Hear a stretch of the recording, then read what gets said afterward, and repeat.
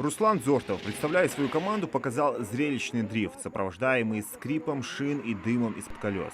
Ингушский пилот выжимал максимум из своего автомобиля, чтобы идеально пройти повороты по заданной траектории. Поцелуй стены, бэквард, пауэрслайд, консай. За всеми этими захватывающими трюками смогли понаблюдать зрители турнира Drift Game Matsuri.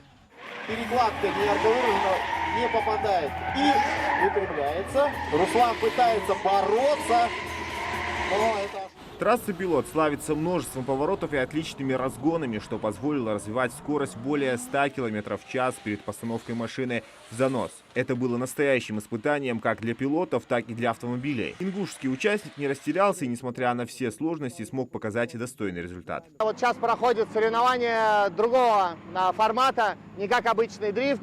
Очень много парных заездов. Это большое испытание для техники, потому что почти каждые 15 минут ты выезжаешь, машина не успевает остыть, механики не успевают менять колеса, заливать бензин и так далее. Любой невыезд на гонку – это проигрыш.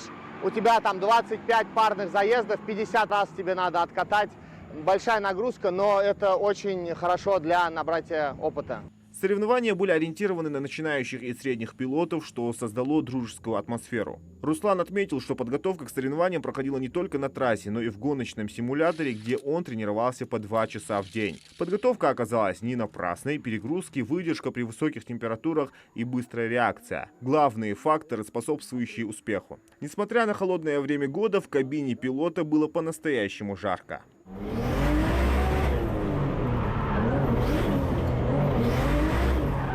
Soğuduk gaz değil, azı стелет идет, а soğuduk gaz остыл, хаштус. Короче, холдер 2,5 пожигуса выслать. Или опять King Forest килограмм, типа, и буду ездить. Команда Руслана поставила перед собой амбициозные цели – продолжать участие в соревнованиях, набираться опыта и в случае успеха планировать участие в старших сериях и чемпионате России.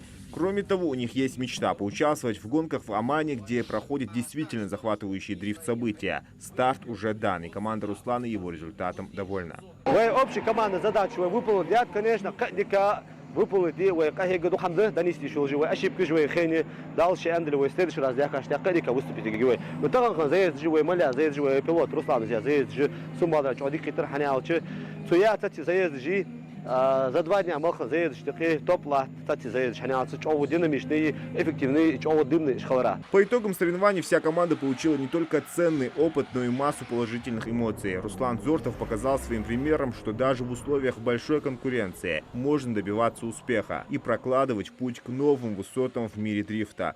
Организаторы турнира высоко оценили навыки нашего начинающего спортсмена. Просто супер едет, бьет машину. Вчера он треснул туда, восстановили пацаны, молодцы, все сделали. Он очень крутой пилот, ему надо почаще к нам на СДЧ приезжать.